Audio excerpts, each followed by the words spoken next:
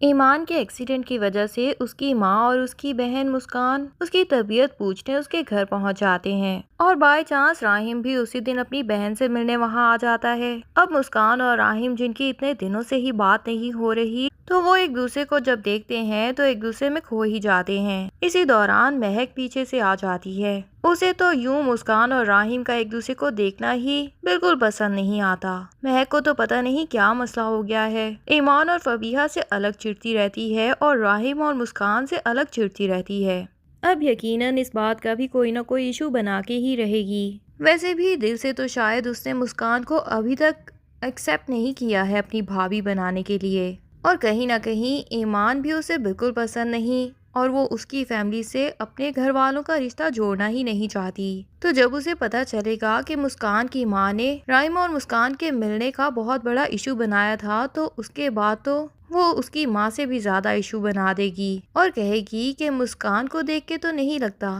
کہ اس پہ اس کی ماں کا کوئی تھوڑا سا بھی اثر ہوا ہے، الٹا وہ تو راہم کی آنکھوں میں آنکھیں ملا کے اسے گھور رہی تھی، اور مجھے تو یہ بالکل ٹھیک لڑکی نہیں لگتی اپنے راہم کے لیے۔ اچھا ہوگا اگر شادی سے پہلے ہی آپ لوگ دوبارہ سے سوچ لیں، اور ابھی بھی موقع ہے راہم کے لیے، تو میں کوئی بہت اچھی لڑکی ڈھونڈ دوں گی۔ مسکان سے 100 گنا زیادہ اچھی لڑکی راہم کو مل سکتی ہے۔ دوسری طرف آصف صاحب یہی چاہتے ہیں کہ جب ان کا دوست وہ شاپ بیچنا چاہتا ہے جو کہ آصف صاحب نے ہی ان کو بیچی تھی، اور پھر وہ 20-25 لاکھ کا نقصان بھی برداشت کرنے کو تیار ہے، تو آصف صاحب کو لگتا ہے کہ کیوں نہ میرے تینوں بیٹے مل کے اس شاپ کو دوبارہ سے خرید لیں اور دوبارہ مل کے اپنا کاروبار کرنے لگیں۔ وہ تو تینوں بیٹوں سے پوچھ لیتے ہیں کہ کیا تم لوگوں کو اچھا لگ رہا ہے کہ کس طرح اپنی دکان میں دوسروں پہ بیٹھ کے آرڈر چلاتے تھے، لیکن کس طرح اب جاب میں دوسروں کے آرڈرز پہ چلتے ہو۔ وہ کسی کا دل برا کرنا نہیں چاہتے اور آریان سے بھی کہہ دیتے ہیں کہ اگر تم جاب ہی کرنا چاہتے ہو تو مجھے اس میں بھی کوئی حرج نہیں،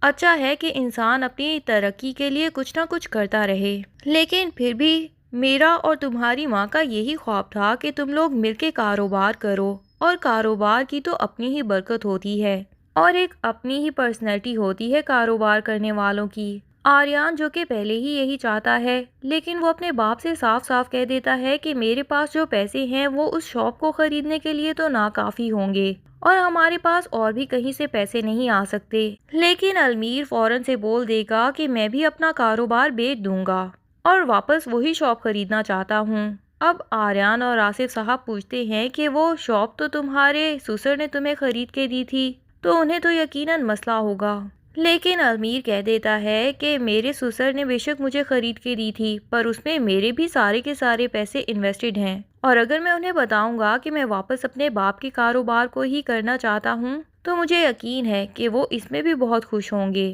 لیکن ہوگا اس کے برعکس، المیر جب فبیہہ سے یہ بات شیئر کرے گا کہ میں چاہتا ہوں کہ یہ شاپ بیچ دوں، اس میں مجھے اتنا پروفٹ نہیں ہو رہا ہے، نہ ہی بہت زیادہ سیل ہو رہی ہے، تو میں یہی چاہتا ہوں کہ شاپ بیچ کے تمہارے باپ کے جتنے پیسے اس میں انویسٹڈ تھے ان کو واپس کر دیے جائیں، اور اس کے بعد جو میرے پیسے بچیں ان سے میں اپنے باپ کی ہی شاپ واپس خرید لوں تاکہ اپنے بھائیوں کے ساتھ مل کے کاروبار کر سکوں۔ پر فبیہہ کا پارا تو اس بات پہ بہت ہائی ہو جاتا ہے اور وہ کہتی ہے کہ آپ کیا سمجھتے ہیں یہ شاپ بیچ دیں؟ یہ شاپ میرے باپ نے آپ کو اس ٹائم خرید کے دی تھی جب آپ کے پاس کچھ بھی نہیں تھا، انہوں نے اتنا بڑا کاروبار آپ کو اس لیے نہیں کھڑا کر کے دیا کہ آپ کی اگر تھوڑے دن سیل نہ ہو تو آپ ہمت ہار کے بیٹھ جائیں۔ ویسے بھی آپ کاروبار کو ٹائم ہی کتنا دیتے ہیں، ہر وقت تو اپنے گھر والوں کے ساتھ مصروف رہتے ہیں، اگر بھائیوں کے ساتھ بھی شاپ خریدیں گے تو سارا کا سارا دن تو آپ کو اس میں گزارنا پڑے گا، اتنا ہی وقت اگر آپ اس کاروبار کو بھی دے دیتے تو یہ بہت زیادہ پروگریس کرتا،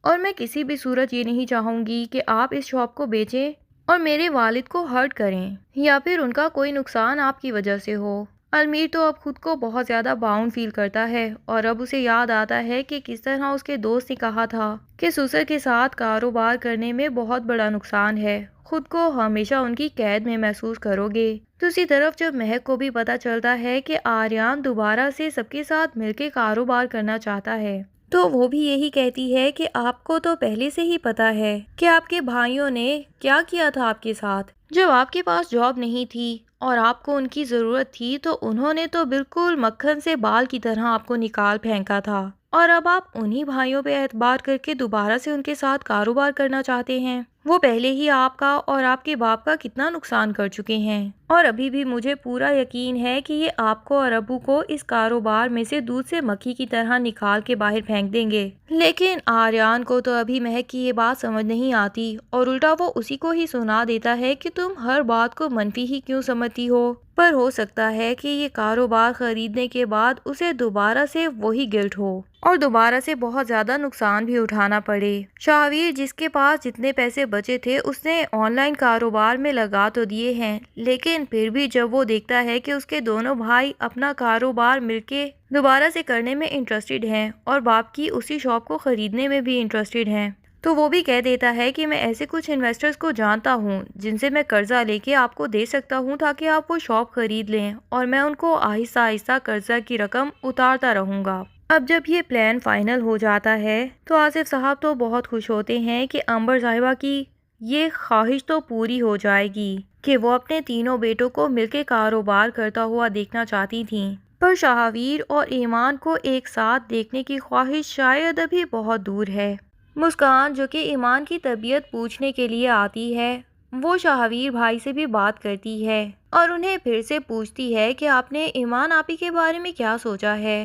شاہویر تو اپنا دل مسکان کے سامنے چھوٹی بہن سمجھ کے کھول کے رکھ دیتا ہے اور اسے یہی کہتا ہے کہ میں تو ایمان کے ساتھ اپنا رشتہ پہلے کی طرح استوار کرنا چاہتا ہوں، لیکن میں جانتا ہوں کہ میری غلطی اتنی بڑی ہے کہ ایمان مجھے آرام سے معاف نہیں کرے گی۔ میں مہنور کی خوبصورتی میں کھو گیا تھا اور اس کے آگے ایمان کی اچھائی اور اس کی نرم دلی کو بالکل اگنور کر دیا تھا، لیکن کیا فائدہ ہوا؟ مہنور میں خوبصورتی کے علاوہ تو کچھ بھی نہیں تھا، نہ وفا تھی اور نہ ہی کوئی سچائی تھی۔ میں اپنی اس غلطی پہ دل سے شرمندہ تو ہوں، لیکن مجھے سمجھ نہیں آتا ہے کہ ایمان سے کیسے معافی مانگوں۔ مسکان پھر بھی کہہ دیتی ہے کہ کبھی کبھی بند تالے کو کھولنے کے لیے صبر اور بہت زیادہ محبت کی ضرورت ہوتی ہے۔ ایمان آپی نے بھی اپنے دل پہ شاید یہ تالا لگا دیا ہے، لیکن آپ کا صبر اور آپ کی محبت سے وہ تالا کھل بھی جائے گا، مجھے تو اس بات کے بارے میں پورا یقین ہے۔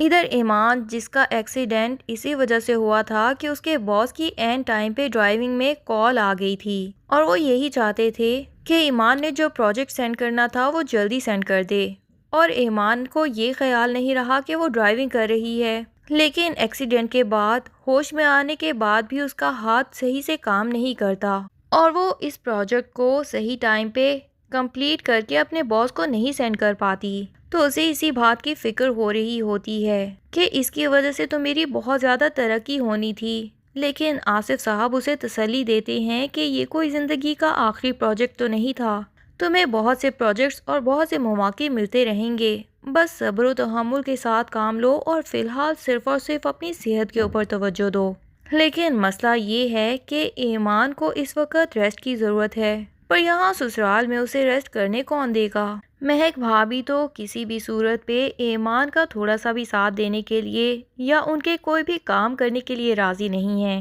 تو ابھی ایمان کو صحیح ہونے میں کتنا وقت لگے گا، اور کیا وہ صحیح ہونے کے بعد مہک بھابھی کی بات مان کے جاب چھوڑ دے گی، یا پھر اسے مزید پروجیکٹس ملیں گے جس کی وجہ سے اسے بہت ترقی ملے گی؟ یہ سب تو ہمیں آنے والی چند ایک ساتھ میں ہی پتہ چلنے والا ہے۔ تب تک کے لیے اللہ حافظ۔ ویڈیو پسند آئے تو لائک اینڈ کمنٹ ضرور کر دیں اور چینل کو سبسکرائب کرنا نہ بھولیے۔ شکریہ۔